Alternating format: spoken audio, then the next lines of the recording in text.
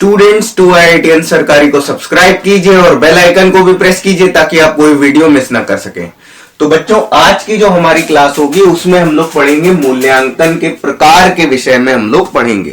तो देखिए, मूल्यांकन कितने प्रकार के होते हैं? मूल्यांकन आपके 4 प्रकार के होते हैं। अब देखिए, 4 प्रकार में जो आपका सबसे पहला जो मूल्यांकन है यह है आपका योगात्मक मूल्यांकन। ठीक है, योगात्मक मूल्यांकन जो होता है सत्र के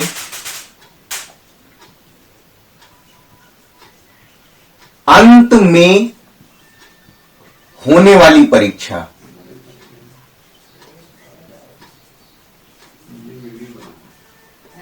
ठीक है,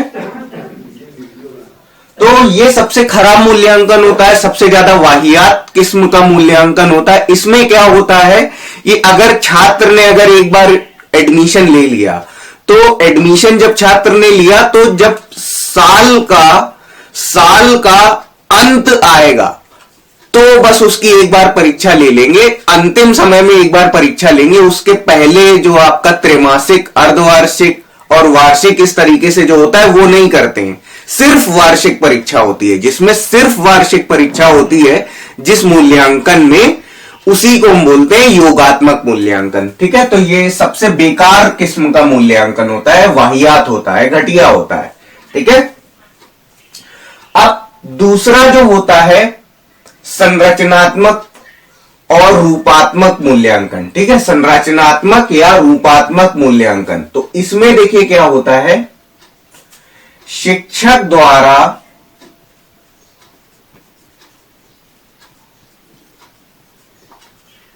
छात्र को पढ़ाते समय ही मूल्यांकन कर लेना।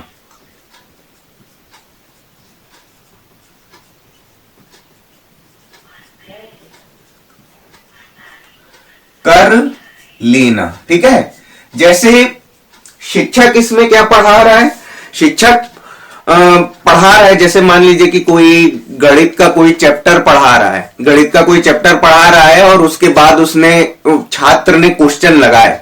तो क्या हुआ कि छात्र ने जब क्वेश्चन लगाए तो उसमें होगा क्या कि जब शिक्षक जो प्रॉब्लम बता रहा है, जो समस्या बता रहा है, जो सवाल बता रहा है, वो तो छात्र व्हाइट बोर्ड से, ब्लैक बोर्ड से देख करके लगा ही लेगा।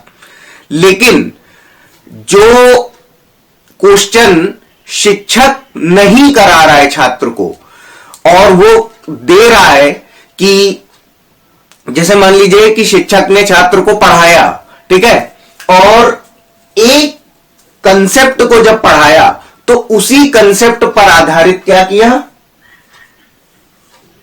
4 सवाल पूछ लिया। ठीक है, 4 सवाल पूछ लिया। अगर छात्र चारों कर देता है तब तो ओके है, लेकिन अगर चारों सवाल में अगर कुछ गलत कर देता है तो इसका मतलब यह है कि जो शिक्षक द्वारा सिखाया गया है छात्र को, वो छात्र ठीक से सीख नहीं पाया है। तो इसमें यही होता है कि जो शिक्षक होता है वो छात्र की समस्या का समाधान तब तक करता रहता है जब छात्र पूरी तरीके से सेटिस्फाई नहीं हो जाता है, तब तक जो शिक्षक होता है वो छात्र की समस्या का समाधान करने का प्रयास करता रहता है। तो मैं सिर्फ इतना कहना चाहता हूं इसमें कि जब शिक्षक छात्र को पढ़ाते समय ही उसका मूल्यांकन कर ले तो इस तरीके के मूल्यांकन को संरचनात्मक या रूपात्मक मूल्यांकन हम कहते हैं। ठीक है, अब देखिए, ये आपका सतत मूल्यांकन जो होता है, निश्चित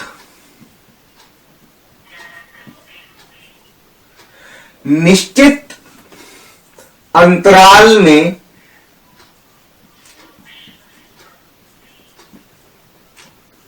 होने वाला मूल्यांकन। ठीक है, ये बढ़िया होता है। ये जो आपका जो सतत मूल्यांकन और व्यापक मूल्यांकन है, ये आपके बढ़िया मूल्यांकन होते हैं, ये दोनों ही अच्छे होते हैं। तो देखिए, निश्चित अंतराल, दैट मीन्स क्या होगा कि हर 15-15 दिन में, हर 10-10 दिन में, मतलब जो टीचर जो स्टूडेंट को पढ़ा रहे हैं उसकी अगर परीक्षा हर 10 दिन में ले ली जाए तो क्या होगा कि परीक्षा के डर से छात्र के अंदर एक प्रेशर बना रहेगा, और उस प्रेशर की वजह से जो छात्र है वो पढ़ता रहेगा, तो पढ़ता रहेगा तो वो लगातार सीखता रहेगा। तो हर 15 दिन में जब परीक्षा होगी और उसके बाद जब पूरा साल खत्म होगा तो जो छात्र था वो परीक्षा देने का आदी हो जाएगा, परीक्षा देने की उसको आदत हो जाएगी। तो उसके बाद जब अंतिम परीक्षा होगी तो उसे डर नहीं लगेगा। जैसे योगात्मक मूल्यांकन में क्या होता था कि कोई परीक्षा नहीं होती थी, सिर्फ एक बार परीक्षा होती थी, सिर्फ एक बार परीक्षा होती थी साल के एंड में। तो सतत मूल्यांकन में यदि अगर लगातार 15 दिन में 20 दिन एक निश्चित अवधि के बाद अगर परीक्षा होगी तो उसमें क्या होगा कि छात्र के सामने बहुत बड़ा सिलेबस नहीं होगा, छात्र थोड़ा थोड़ा पढ़ता रहा होगा पहले, और अचानक और उसके बाद जब फाइनल परीक्षा होगी तो छात्र का जो काफी सिलेबस है वो प्रिपेयर्ड हो चुका होगा, तैयार हो चुका होगा। तो उसके बाद वो क्या करेगा, जो बचा हुआ जो सिलेबस है वो भी वो तैयार कर ही लेगा, तो उसको डर की बात उसमें नहीं रहेगी। वो मतलब उसको अचानक से थोपी हुई परीक्षा से जो छात्र डर जाता है तो इसमें ऐसा नहीं होगा। जब थोड़ी थोड़ी अवधि में परीक्षा होती रहेगी तो वो सब कुछ ठीक ठाक कर ले जाएगा। अब देखिए,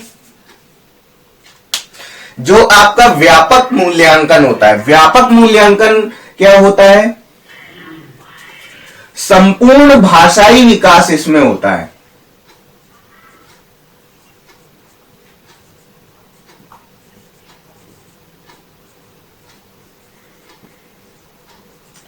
ठीक है, इसके अंतर्गत क्या आएगा, संपूर्ण भाषाई विकास के अंतर्गत क्या होगा, ये आपका इसमें शामिल होगा लिखना,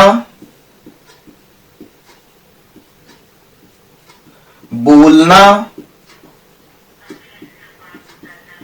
पढ़ना, सुनना। ठीक है, ये सारी चीजें इसके अंतर्गत आती हैं। ठीक है, संपूर्ण भाषाई विकास होता है, सारी चीजें इसके अंतर्गत आती हैं। और जो आपका इसमें आपका होता क्या है, ठीक है, इसमें आपका ज्ञान के सभी क्षेत्रों का मूल्यांकन होता है। इसमें आपका ज्ञान के सभी क्षेत्रों का मूल्यांकन करा जाता है।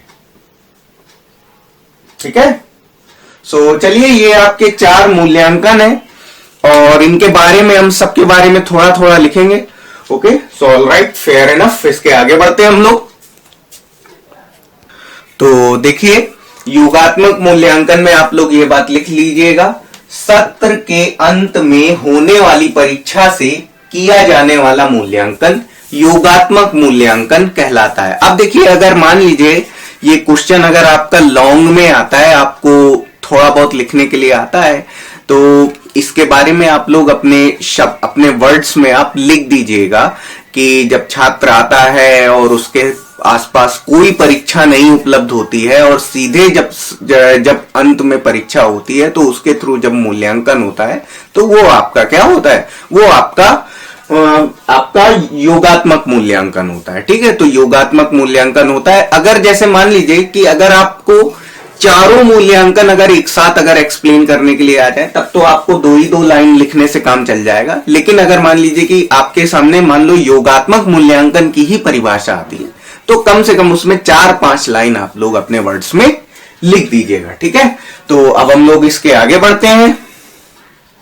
तो देखिए, इसमें शिक्षक द्वारा छात्र को पढ़ाते समय ही बच्चे का मूल्यांकन कर लेना रूपात्मक या संरचनात्मक मूल्यांकन कहलाता है। तो अब हम लोग पढ़ते हैं सतत मूल्यांकन। तो देखिए, सतत मूल्यांकन पे बात करेंगे तो देखिए, निश्चित अंतराल में होने वाला मूल्यांकन, एक समय अंतराल के बाद जो हम मूल्यांकन करते हैं उसी को हम बोलते हैं सतत मूल्यांकन। जैसे हर 15 दिन के बाद परीक्षा, हर 15 दिन के बाद परीक्षा, क्योंकि बच्चा अचानक थोपी गई परीक्षा से डर जाता है। इसलिए थोड़े थोड़े समय अंतराल के बाद परीक्षा लेने से छात्र रिवीजन करते रहते हैं तथा विषय की तैयारी भी अच्छी हो जाती है। तो देखिए, व्यापक मूल्यांकन में हमारा क्या है, ज्ञान के सभी क्षेत्रों का मूल्यांकन करना ही व्यापक मूल्यांकन कहलाता है। इसमें छात्र का संपूर्ण भाषाई विकास होता है, जिसमें सुनना, बोलना, पढ़ना, लिखना ये सब आते हैं। So all right, fair enough, God bless you all, and this is the end of class.